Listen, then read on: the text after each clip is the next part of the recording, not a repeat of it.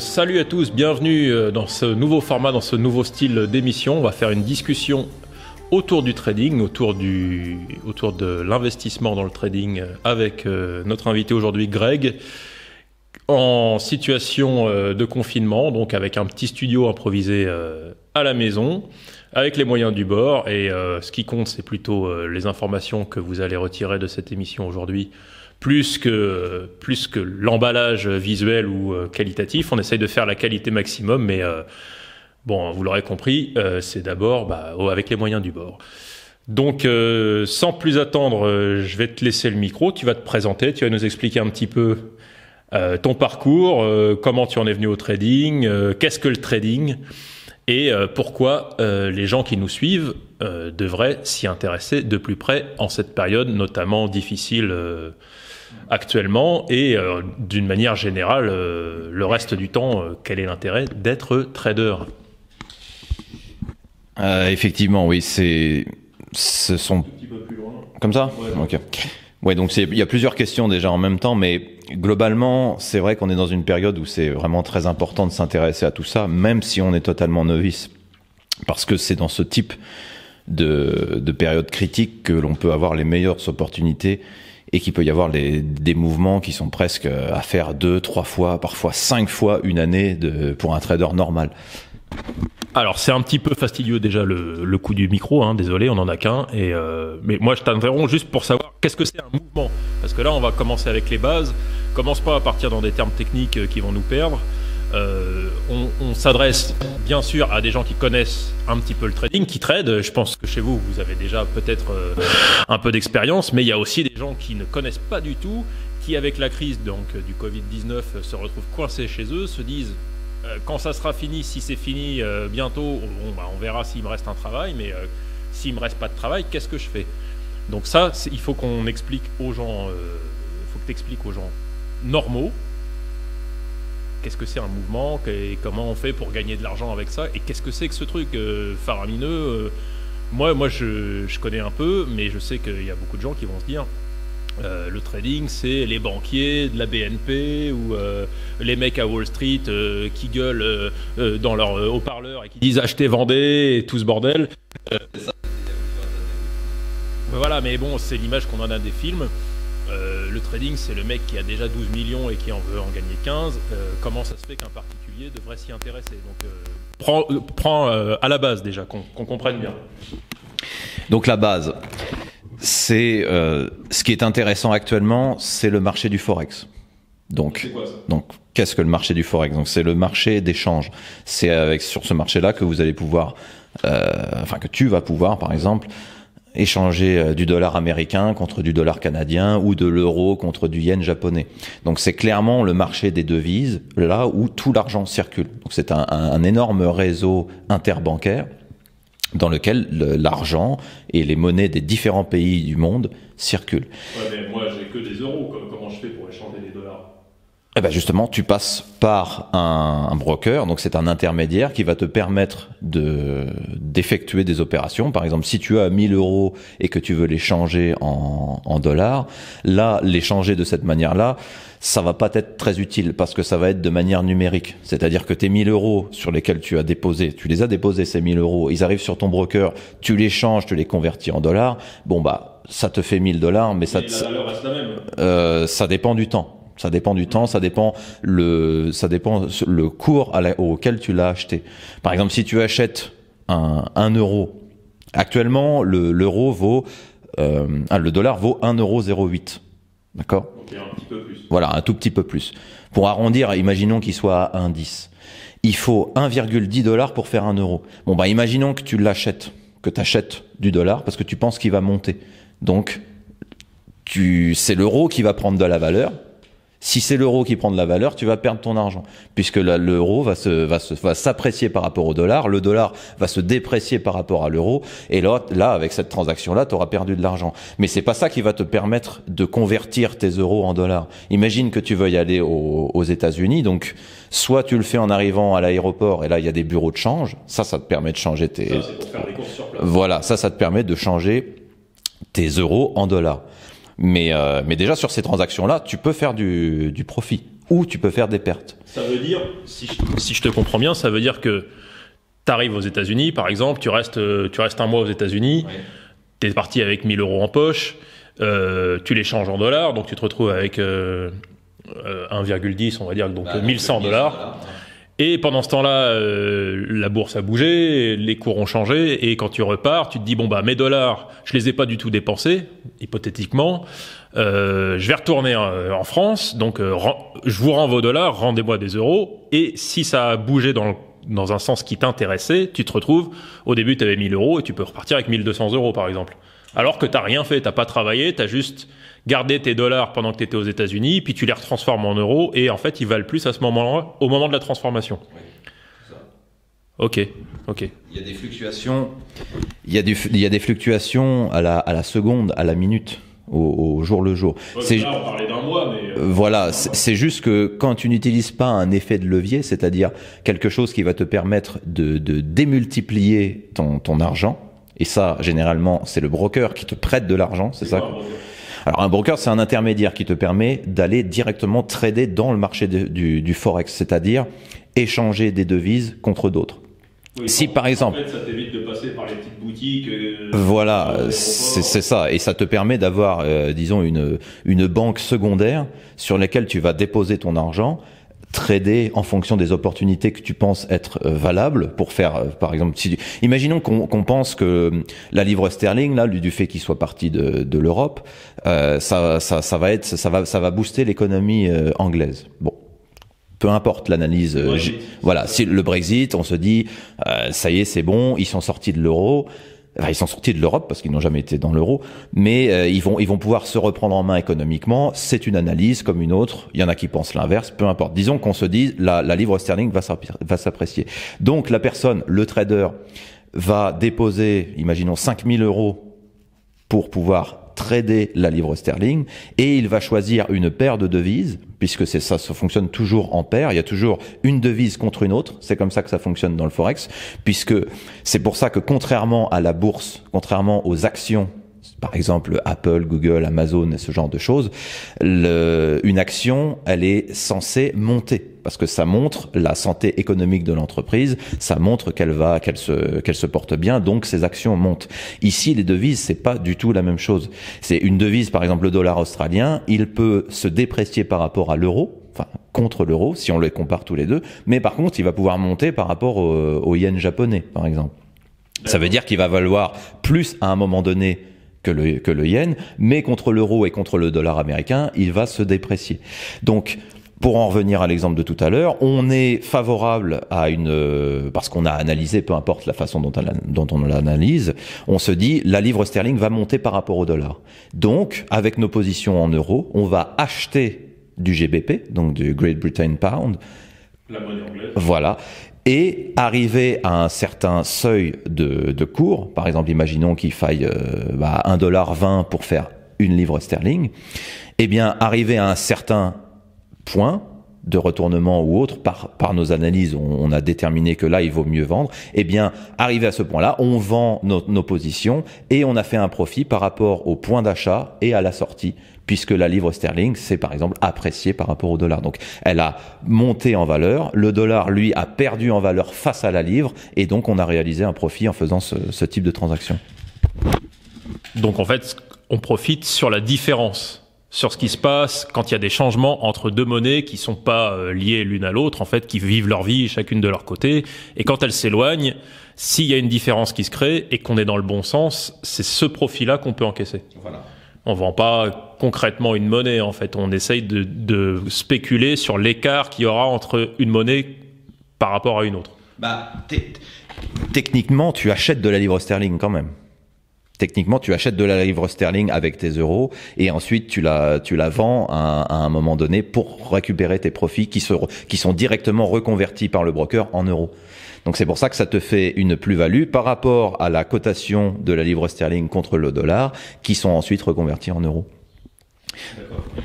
Et autre point, pour répondre à la question qu'est-ce que le broker? Le broker permet de servir d'intermédiaire, et donc d'avoir la possibilité de déposer, peu importe la devise, parce que ça après ça dépend du broker, mais on pourrait très bien déposer en dollars canadiens si on est canadien, Ça permet d'utiliser un effet de levier suffisamment important pour que cette transaction donc d'achat à un point A vers un point B soit intéressant. Parce que sinon, à l'époque, quand il n'y avait pas encore la possibilité de trader via les plateformes internet, etc., il fallait au minimum 10 millions de francs français ou 10 millions de dollars. Mais c'était vraiment le strict minimum pour que ça vaille le coup de faire des transactions sur le Forex.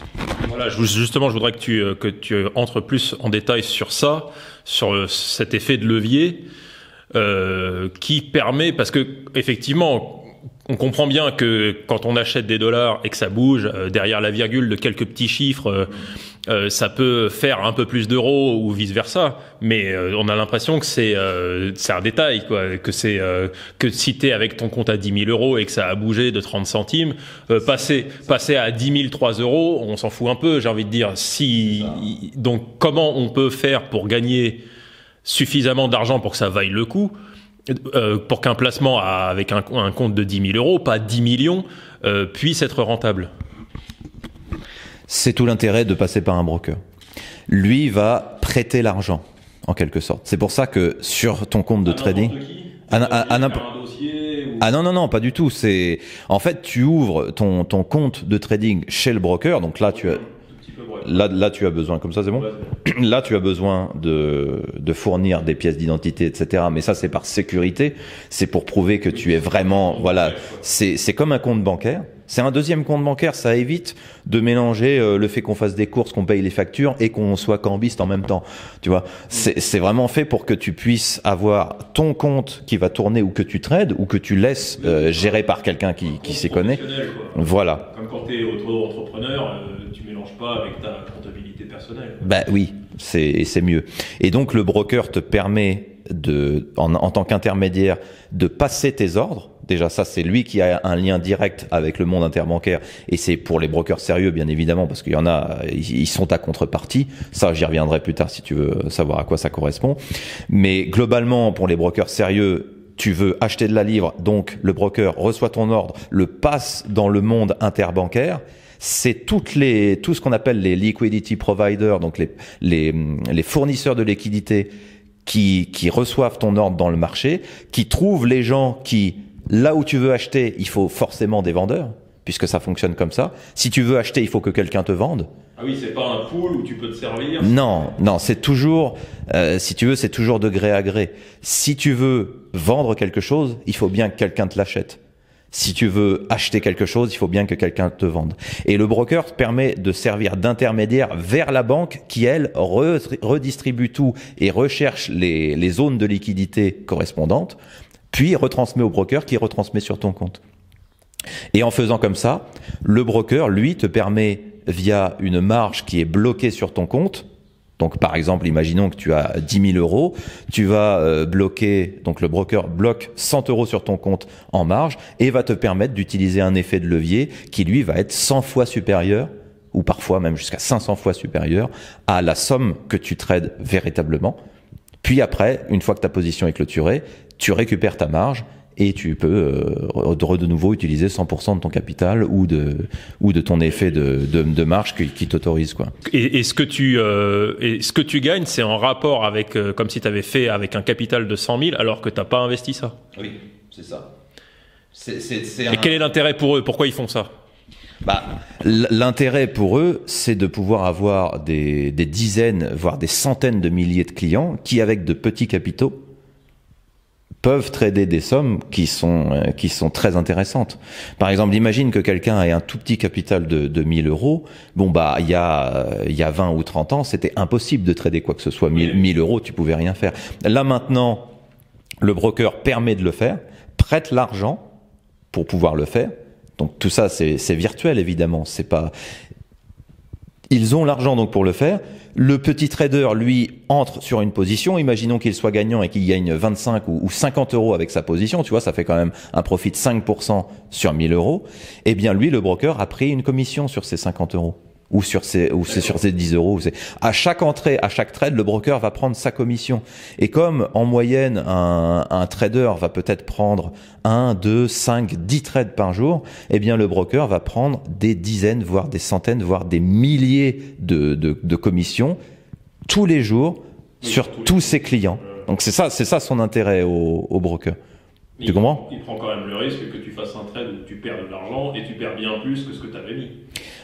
Non, parce que c'est quand même contrôlé, c'est quand même limité à... Il y a un appel de marge, c'est ça qu'on appelle l'appel de marge. C'est-à-dire que si ta position part en ta défaveur, ben tes 1000 euros, imaginons que ça tombe à 200 euros et que l'appel de marge soit à 80%, bon bah ça a bouffé 80% de ton capital. Le broker fait un appel de marge, clôture immédiatement tes positions pour éviter d'être en négatif, et au final le broker lui n'a pas perdu d'argent. Par contre, toi en tant que trader, tu as perdu tes 800 euros et là tu es stoppé. Tu ne peux plus reprendre de position parce que tu n'as plus assez de capital par rapport aux tailles de position que tu avais prises. Tu peux de nouveau retrader une fois que tes positions sont clôturées par le broker. Le broker, lui, il évite de se mettre en danger, bien entendu. Donc avec cet effet de levier, on peut trader comme les très riches des années 70 ou 80, on va dire, avant Internet. Parce que ça n'existait pas, cet effet de levier, on est d'accord. C'est très récent parce que avec Internet, ils ont commencé à se faire des compétitions entre brokers pour avoir le plus de clients possible. C'est pas forcément, c'est pas entre brokers, c'est qu'ils se sont alliés à beaucoup plus de banques, et les banques se sont beaucoup plus libéralisées par rapport aux brokers parce qu'ils ont vu eux également leur intérêt. Donc ils permettent aux différents brokers, ils ont signé des contrats, etc., d'apporter des services de liquidité, et les brokers eux peuvent le retransmettre à leurs clients de manière beaucoup plus facile. Ça s'est démocratisé en fait, si tu veux. Il y a beaucoup plus de choix, et donc du coup. Donc ça veut dire que maintenant, on n'est plus obligé d'être millionnaire pour faire du placement. C'est pas, par exemple, pour faire un placement en immobilier, il faut quand même toujours avoir pas mal les reins solides, on va dire.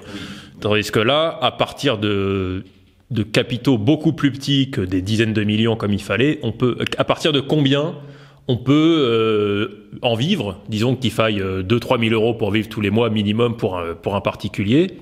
On va partir du principe d'une famille normale qui voudrait avoir soit un complément de revenu, soit carrément ne plus travailler et avoir un salaire confortable grâce à des placements qu'on fait dans le trading. À partir de quel type de capital l'effet de levier peut générer ce genre de gain, si tout se passe bien, bien sûr. Mathématiquement, en théorie, quel effet de levier permet d'utiliser, je sais pas, à partir de 5 000 euros, 10 000 euros, ça fait comme si on avait 100 000 ou 1 million d'euros. Combien il faut pour pouvoir en vivre, en gros? Alors ça, c'est une question quand même assez pertinente, parce que là je ne peux répondre que de mon expérience. En connaissant la rentabilité des systèmes de trading que j'utilise, les algorithmes, etc. Voilà, ça dépend du système qu'on utilise. Personnellement, si ta question là, c'est quelqu'un qui me la pose pour véritablement en vivre, donc la personne veut investir et veut dès le premier mois, imaginons qu'elle sache trader, etc. Dès le premier mois, elle veut en vivre, payer toutes ses factures, tous ses frais, etc. Je lui dirais, il faut au minimum un capital de 20 000 euros. Avec 20 000 euros, tu peux, dès le premier mois, le deuxième mois, retirer tes gains et faire comme si tu avais un très bon salaire et une rentabilité qui peut couvrir tous les types de frais, etc. Le loyer, la nourriture, les factures, et même, à la limite, mettre un petit peu de côté avec 20 000 euros. Par contre, si tu commences avec moins, ça, c'est pas forcément un problème, mais il faut pas que ce soit dans l'optique il faut que je gagne dès le premier mois. Il faut que ce soit dans une optique d'investissement moyen-long terme sur lequel tu rajoutes, sur lequel tu capitalises, et là tu fais en sorte avec des revenus extérieurs, des revenus qui viennent s'ajouter bien sûr, ou qui sont principaux. Ton trading, lui, est secondaire, et il te permet de générer des revenus et de l'épargne en fait, si tu veux, mais de l'épargne de manière beaucoup plus active. Oui, c'est un placement, on va dire. Oui, c'est un placement très actif. Quand tu dis moyen-long terme, c'est quoi, 3-5 ans Bah ouais, quand on commence avec un petit capital de 5 000, 10 000 euros, il vaut mieux se dire que il faut viser sur plusieurs années, parce que comme ça a l'effet de capitalisation qui lui est très important, et ça permet d'être tranquille en fait. Ça permet de ne pas se sentir obligé de surperformer, parce que faut pas en avoir besoin, quoi. Faut pas... Non, ça peut. Mais tu sais, il y a plus de 600 milliards d'euros chez les Français. C'est 600 milliards d'euros. Ça fait beaucoup quand même.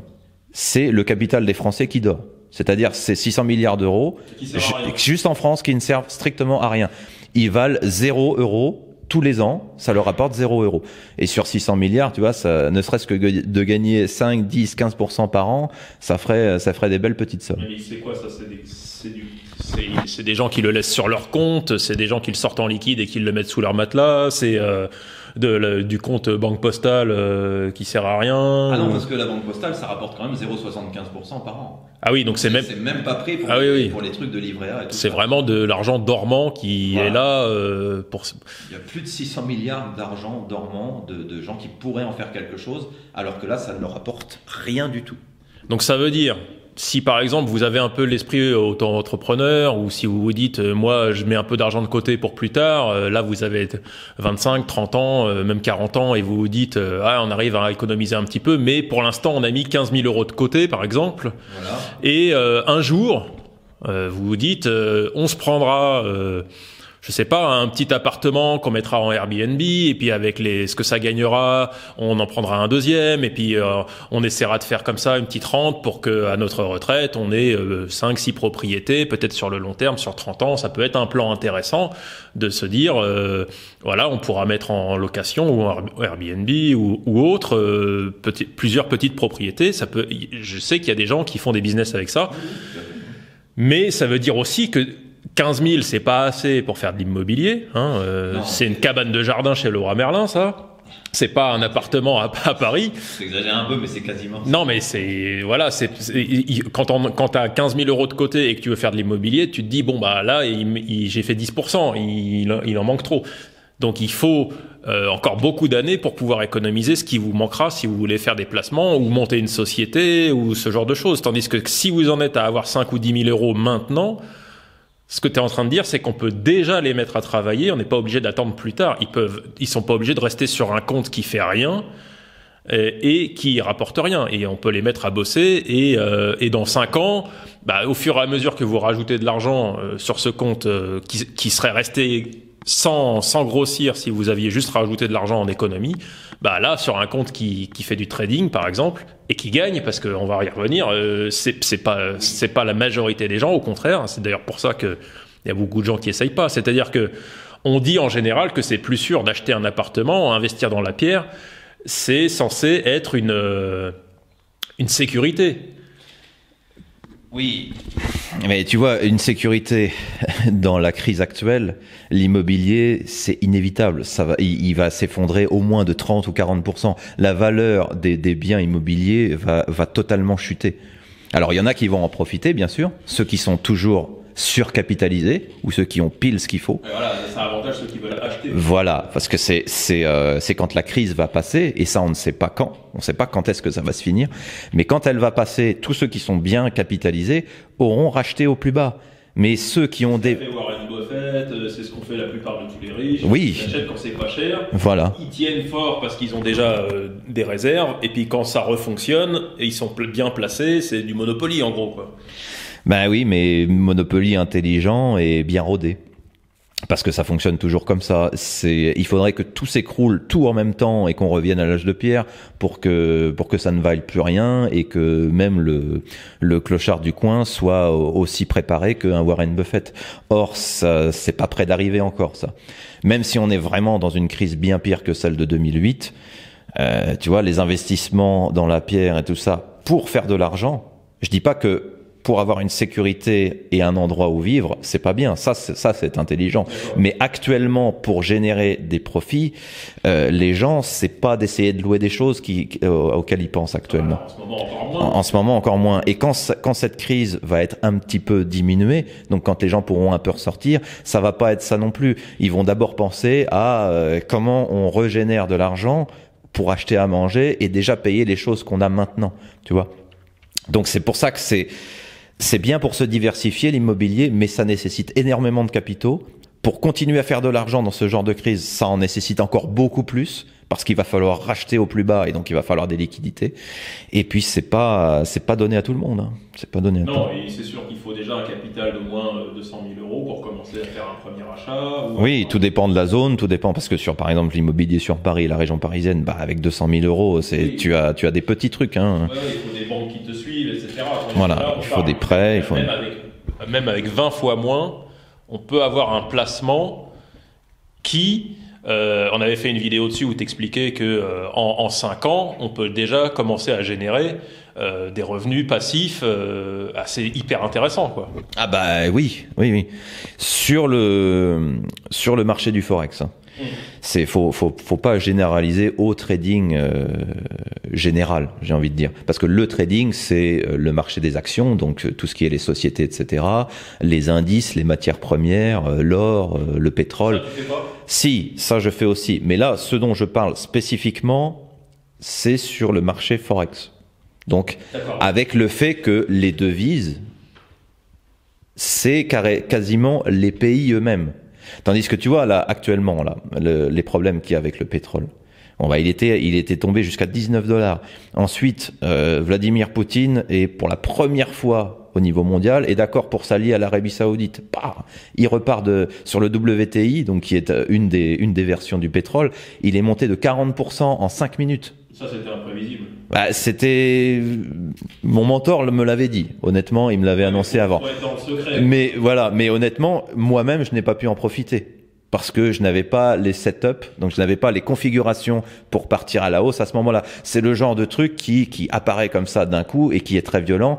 Mais tu vois, ce genre de petit marché, l'or c'est pareil, c'est très manipulé, c'est des marchés où c'est bien d'être dans la confidence, etc. Ouais. Mais sur les devises, il n'y a que les banques et les banques centrales, donc les très grosses banques et les banques centrales, qui peuvent véritablement faire bouger les devises. Et les devises sont liées au pays. Directement. Donc, par exemple, le dollar australien est lié à l'économie australienne. L'euro est lié à l'économie de la zone euro, etc. Donc, c'est pour ça que c'est, entre guillemets, beaucoup plus stable et un petit peu plus prévisible. Il y a plus de moyens de prédire des mouvements à court, moyen et long terme que des marchés extrêmement volatiles et des marchés beaucoup plus manipulés. Ouais, c'est-à-dire que si t'as pas tes entrées et si t'as pas des bons informateurs dans les autres marchés, c'est un petit peu... c'est un petit peu aussi un peu plus la loterie, c'est-à-dire qu'il y a des gens qui font l'analogie entre le trading et les jeux d'argent, presque. Il y en a qui disent que c'est complètement aléatoire, il y en a qui disent que... il y en a très peu qui disent qu'il y a plusieurs gros acteurs derrière qui peuvent tirer les ficelles. Mais en gros, il y a des gens qui se disent je joue au trading, quoi. Je place mon argent, mais c'est un peu comme la roulette. J'espère que ça va être le noir qui va sortir. Là, ça dure jamais très longtemps si tu le fais comme ça. Quel type de stratégie, si on n'a pas des connexions spéciales, si on n'a pas des informateurs spéciaux qui peuvent nous dire tiens, tu vas voir, là, il va y avoir un mouvement comme ci, comme ça. Tu devrais mettre un petit peu de ton argent dessus, etc. Si on n'a pas ça, qu'est-ce qu'on a comme stratégie ? Comment on peut analyser quand on est chez soi ? Et qu'on peut pas croire tout ce qui est sur Internet parce qu'il y a des infos contradictoires quel que soit le domaine. Donc comment on se fait une idée et comment on sent les choses, comment on sent dans quel sens ça va partir. Alors premièrement, si on se base sur j'ai une bonne information, qu'elle soit bonne ou mauvaise, hein, mais disons vous avez la chance d'avoir quelqu'un qui vous informe, et de toute façon ça va être un one shot. Ce qu'on appelle, ça va être une occasion unique et que vous serez incapable de reproduire parce que vous aurez eu l'info à un instant T et vous n'aurez aucun moyen de savoir pourquoi ça a fait ça. Vous avez juste suivi la tendance à ce moment-là et pourquoi pas vous pouvez faire un joli petit pécule mais qui sera pas forcément non plus très impressionnant et qui sera en une fois. Donc ça, vous pourrez pas vous dire ok, c'est parce que j'ai appris à faire comme ci et comme ça, parce que j'ai su lire correctement. Non, vous avez l'info, ça tombe comme ça. C'est toujours bon à prendre, ça fait un petit bonus, mais c'est pas comme ça qu'on devient indépendant financièrement. Ça, t'en seras tout à fait d'accord. C'est comme si... Oui, ou alors, sauf dans les années 80, quand t'as Apple qui commence à émerger et que t'as un mec qui te dit bon, tu sais, tes 100 000 euros qui dorment sur ton compte, tu devrais les mettre sur cette petite société. Enfin, je sais plus quelle année c'était, mais bon, c'est le genre d'info... Ça arrive toujours, comme pour le Bitcoin. Oui, mais ça, c'est vraiment des coups de chance ou effectivement quelqu'un qui s'est fait un réseau en amont pendant des années pour qu'il ait quelqu'un qui le prévienne. Mais moi, si je me mets à mon ordi, j'ai 10 000 euros à faire fructifier et je me dis qu'est-ce que je fais comme stratégie ? Bon, je sais bien que tu as fait les formations, etc., qu'on a filmées et qui expliquent de A à Z, mais comment on peut résumer, grosso modo, les différentes écoles qu'il y a pour choisir par quoi on commence? Moi, ce que je conseillerais, en tout premier lieu, c'est d'apprendre, puisqu'on n'a aucun autre repère. Comme tu le dis, il y a tellement de choses dans le trading, que ce soit du trading sur action, sur forex, sur tout ce que tu veux. Il y a tellement de choses que la personne qui arrive avec ses 10 000, qui veut se former ou pas, ou qui veut essayer de trouver quelque chose, d'abord se fier aux statistiques. Il faut pouvoir être capable, avec ton système de trading ou ta stratégie ou ton algorithme si tu es programmeur, être capable de te baser sur quelque chose de concret, c'est-à-dire comment fonctionnent les mouvements. Qu'est-ce qu'il y a derrière les mouvements? Une fois que tu sais ce qu'il y a derrière les mouvements, comment ceux qui créent ces mouvements-là opèrent? C'est quoi leur mode opératoire? Une fois que toi, t'es sûr que c'est pas dû au hasard, t'es sûr que c'est pas dû à que les gens qui sont dans leur... Voilà, sûr à 150%, si ça pouvait exister. Je suis sûr à au-delà de 100% que tous les marchés ne sont pas dus à ce qu'on appelle en anglais une random walk, donc une marche aléatoire. C'est absolument pas le cas. Et même ceux qui pensent que de manière fractionnée, le marché fonctionne de manière aléatoire, puis après, dans certains moments, il ne fonctionne plus de manière aléatoire. Ça, j'en ai la preuve personnelle que je n'ai pas envie de divulguer, mais je le sais personnellement. Même à ce niveau-là, même au niveau microscopique des mouvements, donc des différents mouvements, ça ne fonctionne pas au hasard. C'est structuré. Donc il y a une structure à l'intérieur des micro-mouvements et des macro-mouvements. Donc c'est pour cette raison qu'il faut, en tout premier lieu, savoir ce qui fait bouger le marché du forex. Donc là, on ne revient pas à des marchés spécifiques, comme je disais tout à l'heure, l'or, les actions et tout ça, parce que mais par contre, c'est le même mode opératoire, c'est un métaprocessus, si tu veux. Si tu veux savoir comment faire fortune sur les actions, bah, tu es bien obligé de savoir comment ça fonctionne, le monde des actions. Est-ce qu'une action est optionnable? Est-ce que, tu vois, qu'est-ce que c'est le vrai monde des actions? Parce qu'il y a plusieurs niveaux. Là, pour le trading sur le forex, donc les devises, l'argent, c'est quand même le deuxième plus gros marché au monde, hein. Ça fait 40 fois le marché des actions, le forex, en termes de volume et en termes de liquidité. Donc il faut d'abord se renseigner, chercher en anglais, en allemand, en russe s'il y a besoin, chercher comment ça fonctionne.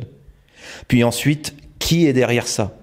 Comment ils opèrent, comment ils font fonctionner les mouvements. Ça, on peut le faire et le déduire par observation, par calcul, etc.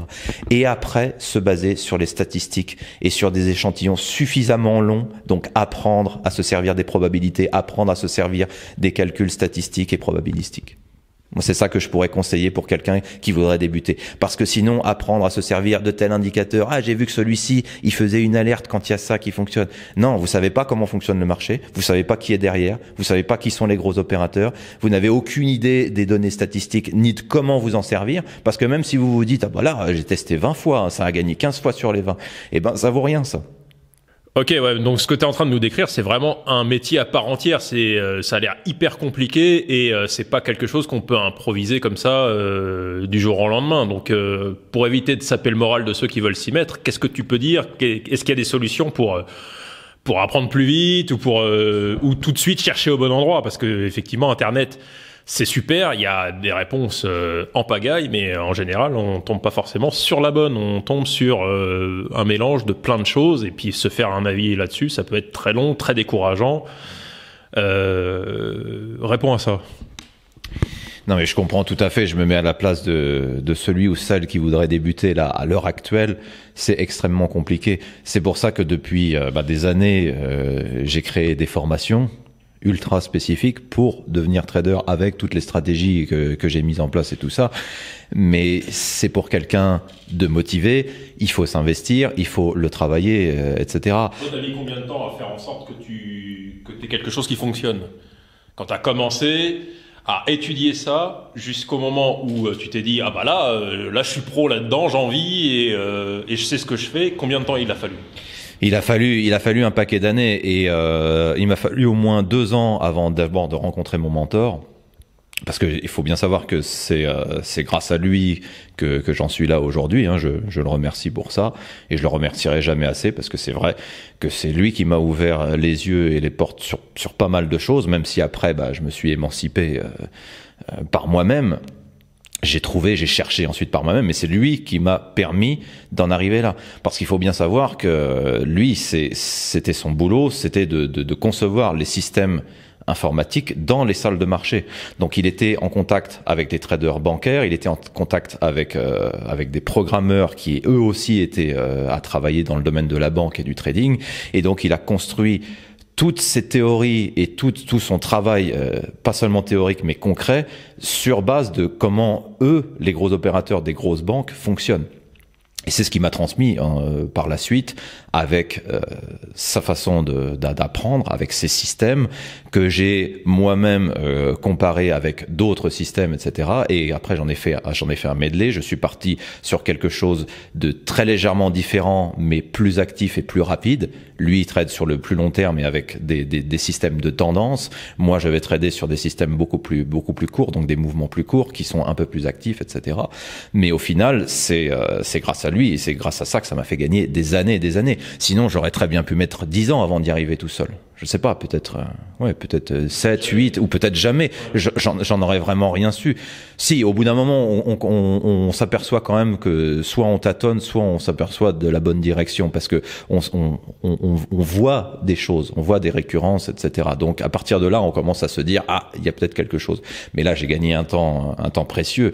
Mais, avant de commencer, donc, au moins 2 ans, dans lequel j'ai tâtonné et j'ai cramé quelques comptes. Ensuite, je l'ai rencontré, j'ai appris pendant plus de 2 ans également avec lui. Et à partir de là, en 2009, c'est là où j'ai vraiment conçu mes systèmes, ma façon d'analyser par rapport à tout ce qu'il m'a enseigné. Et c'est à partir de 2009 que ça a vraiment commencé, dont notamment avec la guilde du Forex, les signaux, etc. Donc ça veut dire... C'est un peu comme on peut faire l'analogie avec quelqu'un qui commence la musculation et qui sait pas du tout quoi faire, qui connaît même pas les exercices. On va d'abord se choisir un programme. Il y a de quoi choisir plein de styles d'entraînement. On sait pas forcément par quoi commencer. Et pour l'analogie de la musculation, en l'occurrence, le plus simple, c'est d'essayer un premier qui te parle un peu, de le tester sur soi et voir si ça te correspond. En trading, c'est peut-être pas aussi intuitif parce que tu vas avoir un système de trading, tu peux pas tous les essayer et puis si tu choisis le mauvais, tu perds ton argent. La conséquence, c'est que t'as pas perdu du temps ou t'as pas progressé dans un. Si tu prends le mauvais programme de musculation, mais que tu le fais avec vraiment beaucoup de motivation, tu vas au moins progresser sur l'exécution des exercices. Tu vas gagner en hygiène de vie. Tu vas quand même faire progresser ton corps. C'est ça. Tu peux pas vraiment faire un mauvais choix. Tu peux juste faire un premier choix qui va ensuite évoluer. Alors que pour des placements, c'est un petit peu comme avoir une mauvaise stratégie marketing. Quand tu as un budget limité et que tu achètes des emplacements publicitaires au mauvais endroit et que tu crames ton budget parce que ça n'a pas été converti en vente, par exemple, t'es obligé de te dire je reprends tout à zéro complètement différemment.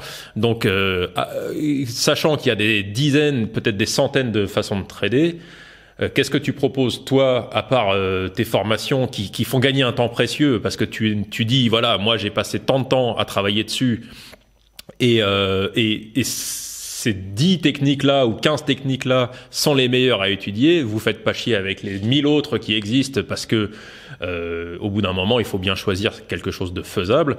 Donc là, toi, avec tes formations hyper accélérées où tu n'expliques que ce que tu sais qui marche, on peut devenir compétent, on va dire, en 6 mois, 1 an. Oui, c'est ça, en étant... Ça dépend vraiment du travail que tu vas y consacrer. Parce que... un mec motivé qui se dit, même s'il travaille à côté, il veut faire... il se prend 4 heures par jour, qu'il le fait vraiment... Voilà, 4 heures par jour, entre 4 et 6 mois, il sera opérationnel. À 4 heures par jour, vraiment en le faisant comme il faut, correctement, tous les jours, en respectant scrupuleusement le plan de trading, le plan d'apprentissage, etc. Oui, il peut aller, c'est quand même relativement vite, hein, quand on sait que par exemple pour devenir médecin, il faut plus de 10 ans. Pour être spécialiste en marketing, toi qui connais très bien, c'est pas en 4 mois qu'on devient. Non, mais ça il faut. En permanence aussi, c'est-à-dire que. C'est ça. Il n'y a pas de choses qui soient finies. Dans le marketing, tu te dis pas, voilà, en 2010, j'étais le roi du marketing, j'ai atteint le sommet. Les choses changent tellement que 10 ans plus tard, c'est complètement différent. Donc on peut pas se reposer sur ses lauriers.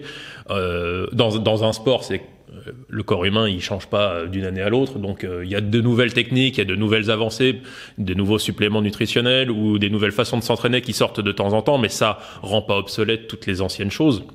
Alors que dans le marketing, ça change radicalement du tout au tout.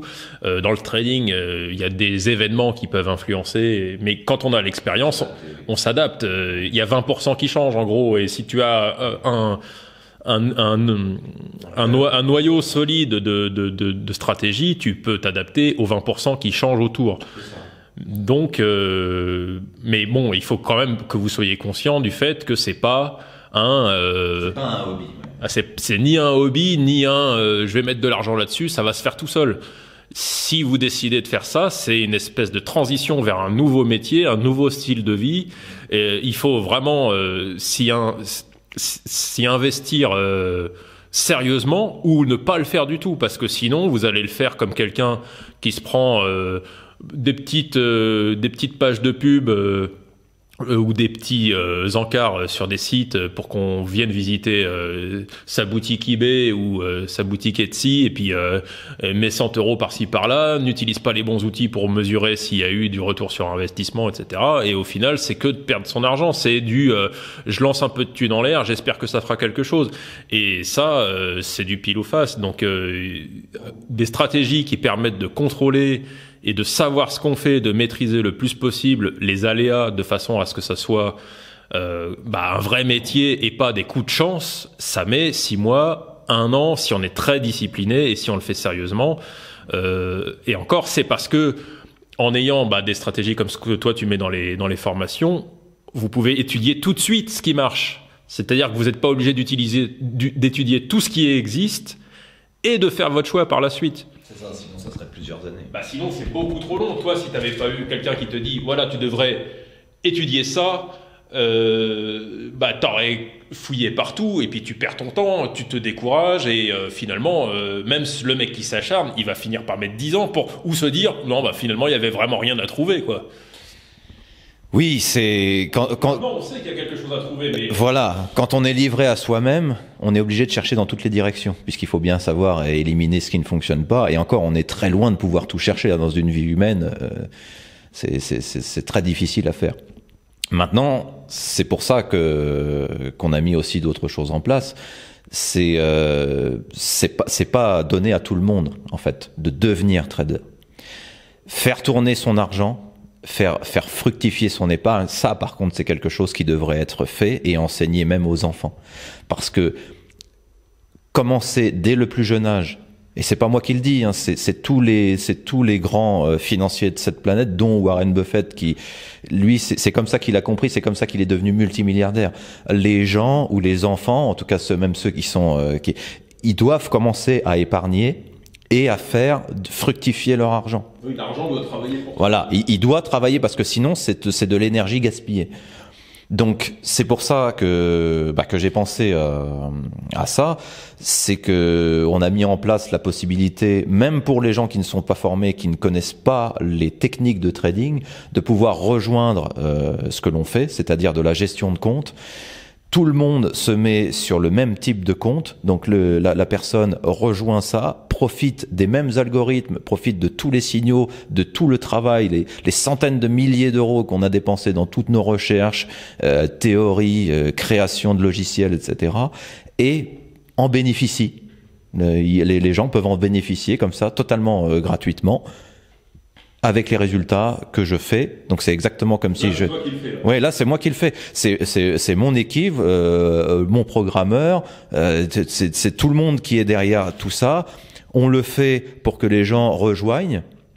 Moi, je touche évidemment quelque chose aussi. Hein. Je fais pas ça. Je fais pas ça.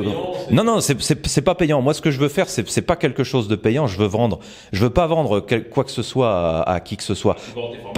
Oui, les formations, je les vends, et parce que j'y passe du temps. Mais pour ceux qui veulent apprendre à le faire, voilà. Pour ceux qui ils veulent apprendre pendant plus de 10 heures de formation, c'est normal, je suis payé à l'heure, et encore c'est moins cher que du paiement à l'heure. Voilà.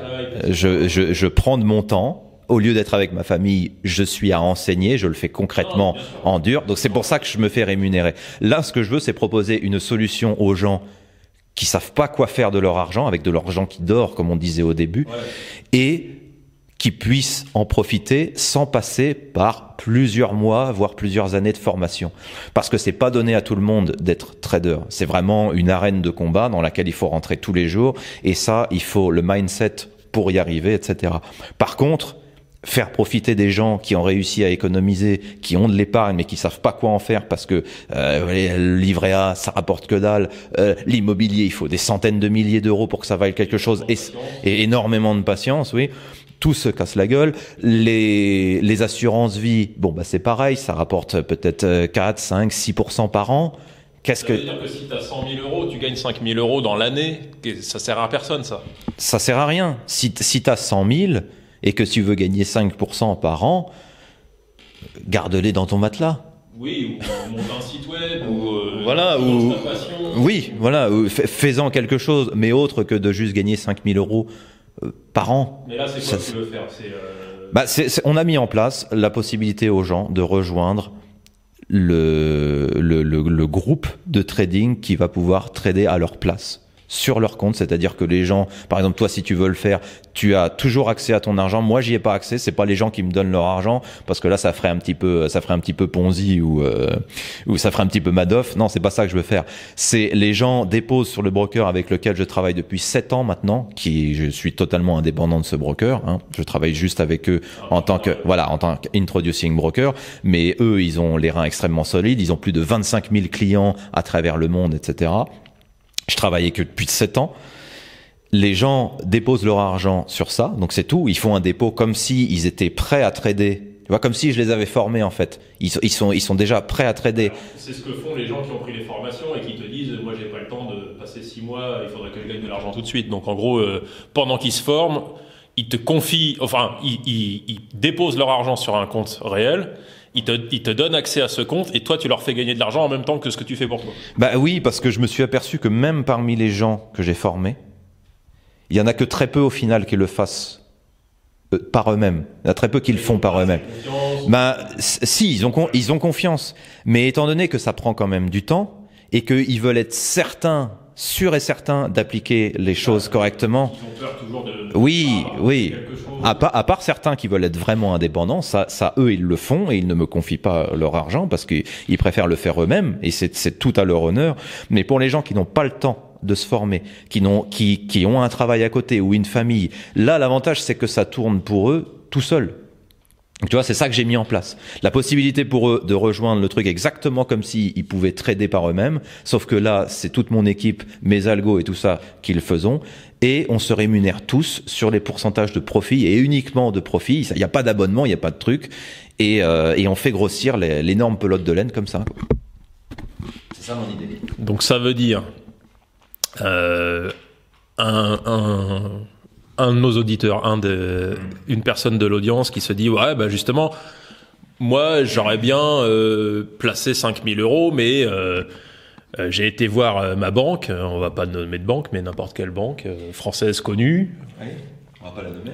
Voilà, qui bon, t'as toujours ton banquier qui essaye de te dire vous devriez faire ci, ça, et c'est toujours plus ou moins merdique.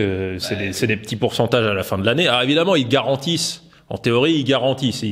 Là, il n'y a pas la notion de risque. C'est-à-dire que quand t'as ton banquier qui te dit ouais, vos 5 000 euros qui traînent, je vous garantis qu'on peut faire 3% dans l'année. Ok, bon, ça fait 150 balles, pourquoi pas. Oui, non, encore, ça sera. Mais si tu veux, les 3% dans l'année, tu les verras jamais parce que ils vont t'appâter comme ça et puis ils vont te dire sur les 3 premiers mois, c'est 3%. Puis après, ça dégringole à 2,25% et puis après, c'est du 1,75. Oui, même si ça fait 100 euros. Et puis voilà, qu'est-ce que tu veux que ça change comme vie, même pour tes enfants plus tard, gagner du 1,75% ou du 2% par an. Surtout quand on sait ce que gaulent les banques. Oui, parce que tu payes des impôts, etc. Bon, ça, c'est normal, mais... Ta carte de crédit, ils prennent 50 euros. Donc, de toute façon, ça vaut pas le coup de laisser de l'argent sur un compte bancaire. Mais pourquoi les banques proposent pas un service de trading sur le Forex pour les gens qui ont de l'argent dessus. Pourquoi les banques disent pas, voilà, on a un trader Forex qui peut vous faire, toi tu dis que tu peux faire entre 3 et 5% par mois, et que ça peut faire au final de l'année 60% de profit. Parfois... Je vais te dire pourquoi. C'est une information qui, pareil, me vient de mon mentor. C'est pour la bonne et simple raison que si tu vas dans une banque, bon là je vais la nommer parce que c'est une banque américaine, tu vas chez JP Morgan par exemple, tu as une mallette de 50 millions de dollars. Oui, j'allais par là. Voilà. Si tu, mais j'avais peur parce que tu l'avais perdu, oui. Oui, je l'ai retrouvé. C'est évidemment imagé ce que je dis, mais c'est vrai. Tu demandes à parler à un directeur, enfin à un conseiller direct, et là ils vont te proposer des choses que aucune autre banque, à part les très grosses banques de la planète, ne va proposer à un client. C'est-à-dire que tu vas avec tes 50 millions ou tes 100 millions et tu leur demandes, voilà, je vous confie ça, mais je veux que vous me garantissiez 30% dans l'année. Eh ben ils accepteront. Et ils le feront. Parce que eux, ils vont générer beaucoup plus que ces 30%. Par contre, ils te garantiront tes 30%. Et ils les génèrent comment avec des techniques comme ce que tu utilises? Ils le feront, voilà. Ils le feront sur le Forex, sur la spéculation, etc. Et les petits consommateurs, ils peuvent pas, alors? Ah bah, ça les intéresse pas. Et puis, ils font bien en sorte de se garder le fait de pouvoir faire grossir des capitaux de petits spéculateurs, parce que sinon, les gens comprendraient vite qu'en fait, ils peuvent gagner énormément en laissant une épargne comme ça. Parce qu'à partir de 30%, 40% par an, là, ça devient intéressant. C'est sûr, oui. Là, c'est... Même un petit capital, ça devient rapidement une rente de 5 6 000 euros par mois. Bien sûr. En 10-15 ans, c'est énorme. Tu commences à faire ça quand tu as tes premiers salaires à 20 ans. À 45 ans, tu as 10 000 euros de rente, quoi. Ah bah c'est même beaucoup plus que ça. C'est même on avait fait les calculs. Ah oui, mais là sur 10, 15, 20 ans, c'est énorme. Là sur les calculs par rapport à la retraite sur la vidéo que j'avais fait, c'était sur 5 ans et demi. C'était sur 5 ans et demi qu'on pouvait atteindre avec des rendements de 5% mensuels, chose que mes stratégies de trading font de manière très régulière, c'est-à-dire entre 3 et 5% tous les mois. C'est tu vois la différence par rapport. Bah, pour ceux que ça intéresse d'avoir leur argent qui travaille pour eux et qui ont pas une banque qui propose ça, hein, qui ont pas la mallette de 50 millions, on mettra les liens dans la description pour si vous voulez rejoindre ce que propose Greg. Il va pas le faire, je pense, on peut pas le faire pour tout le monde. Est-ce que non, on pourra pas le faire pour tout le monde, mais comme je disais tout à l'heure, moi je veux pas faire payer. C'est pour que les gens qui ont les moyens de faire grossir leurs capitaux puissent le faire avec quelque chose de sérieux, quelque chose qui gagne véritablement, et tout le monde est dans le même bateau. C'est-à-dire que moi je me rémunère uniquement sur les gains, et les gens qui rejoignent, les clients, etc., ils se rémunèrent sur leurs gains aussi, puisque la pelote de laine, comme je disais, il reste sur leur compte à eux. Voilà, ça reste totalement indépendant. Moi je ne peux pas toucher à l'argent, parce que ça, quelqu'un qui vous dirait voilà, donnez-moi votre argent, et ça c'est un hedge fund. Déjà, j'ai absolument pas le droit de faire ça, puisque personne n'a le droit de faire un hedge fund en tant que particulier. Non, tu peux le faire pour des amis. Voilà, tu peux le faire pour des amis avec un club d'investissement et ce genre de choses. Mais là, le gros intérêt, c'est que c'est exactement comme si les gens étaient déjà formés. C'est parce qu'un trader que j'ai formé, on va dire le gars il s'appelle Jean-Michel. Et ben Jean-Michel, il décide, oui, qui est d'ailleurs Jean-Michel, qui est un de mes vrais clients, amis et voilà, et suiveur, et qui a pris les formations et qui commence à bien se débrouiller. Eh bien, disons que ça y est, je lui donne le feu vert, il est prêt à trader, il dépose son argent sur le broker évidemment avec lequel je travaille, puisque c'est sur là qu'il aura les meilleures conditions d'exécution, de commissions les plus réduites, etc. Oui, c'est exactement, ça correspond à ton système de trading. Voilà, ça correspond à ce qu'il a appris, etc. Et ben il fera la même chose, il déposera au même endroit, sauf que au lieu que ce soit mes algorithmes et moi-même qui passons les ordres, ça sera lui qui le passera. C'est la seule différence. Alors, donc tu vois l'intérêt. J'ai quand même une question. Quand tu dis mes algorithmes, moi, enfin les robots, les algorithmes, tout ça, je m'en méfie un peu parce que Je sais bien qu'il peut y avoir des erreurs de programmation. J'aime pas trop les trucs qui sont trop automatisés.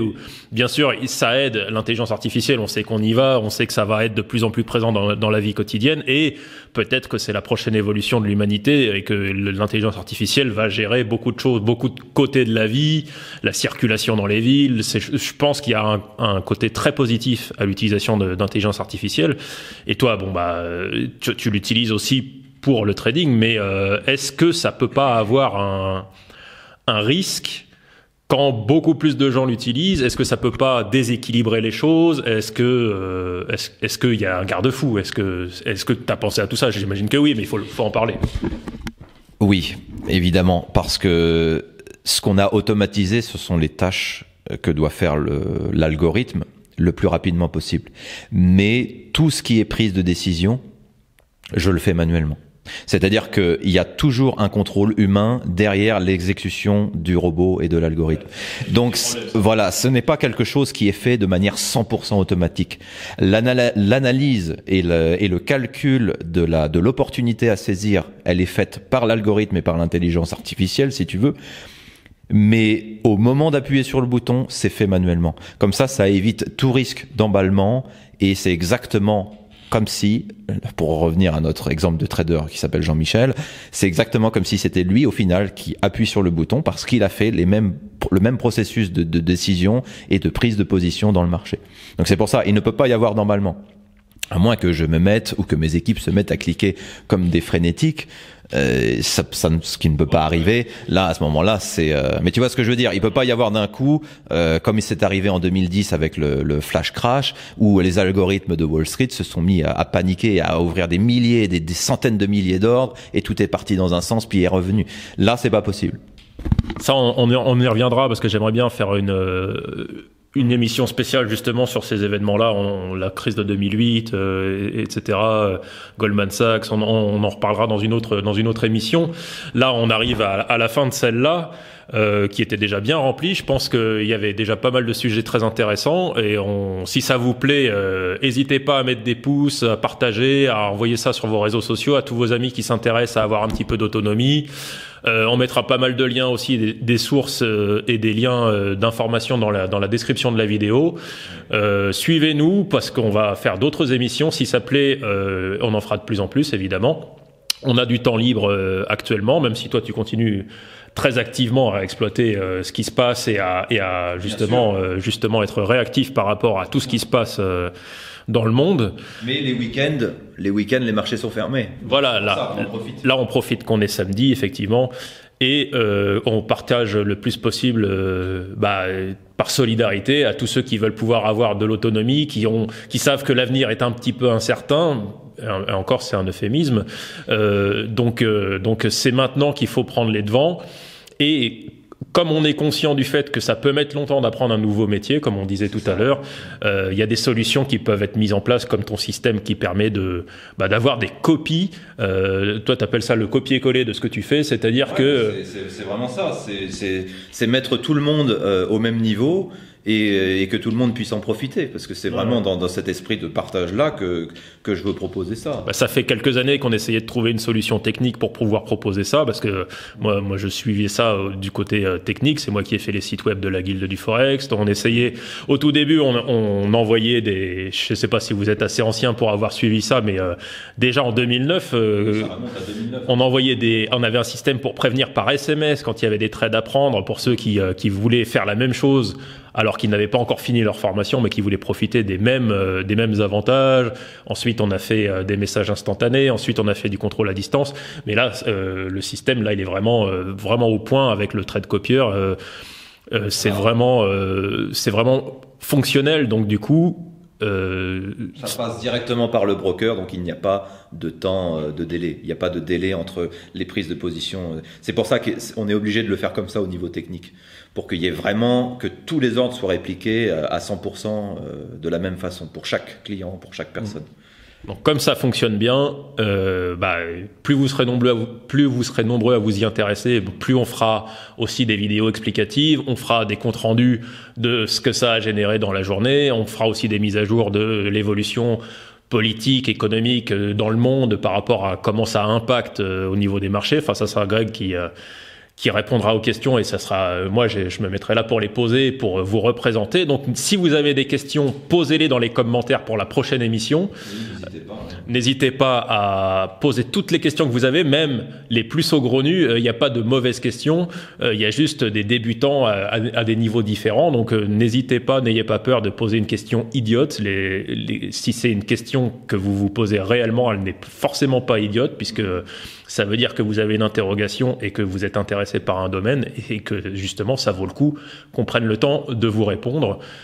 Donc merci pour ton temps. Merci à toi et puis merci à vous.